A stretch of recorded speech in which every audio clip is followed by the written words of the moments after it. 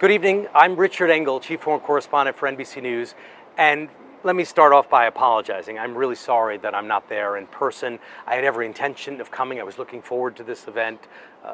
Groups that advocate for those with disabilities are near and dear to my heart. I was going to bring my mother. We were all looking forward to it. But unfortunately, duty calls, and I'm back at work. I'm in the Middle East. I'm in Jerusalem right now. This is the old city behind me, and tensions have escalated here significantly, and I think are going to get worse leading up until the U.S. election. So I'm very sorry I'm not there, but I still wanted to participate in a small way and tell you about why I think this organization and this cause is so important and deserves so much support.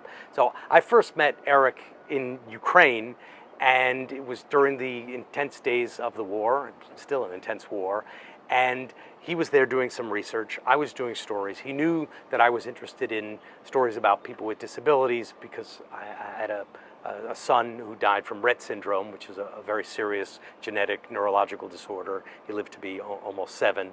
And because I believe that when you go to war zones, and I've been covering war zones for the last 20, 25 years or so, the people who are the most vulnerable in societies are often the ones that are most important to focus on. I think it also highlighted the larger cause. And that's really what journalism and war journalism is supposed to do. You're trying to take these small stories that represent a larger cause, in that people shouldn't be in these care homes, and that's what Disability Rights International is all about. It's about getting them out of care homes and keeping them with their families as much as possible. It's extraordinarily expensive. The reason people send their children with disabilities to care homes is that they feel emotionally, financially, for the well-being of other children, they believe it's better to ship them off to some center. But they ship them off there, they're forgotten about, they're there until they usually are suffered to death. It's an appalling situation.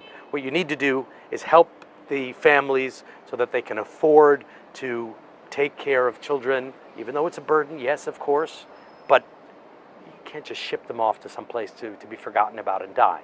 You have to help families so that they can support children in their own home, so that they get their own kind of love. But since they weren't getting that love, we did the best we could by spending a little time there, shedding light on the situation, giving some physical contact, eye contact, and doing the best we can. But a lot more can be done, and a lot more needs to be done and deserves to be done.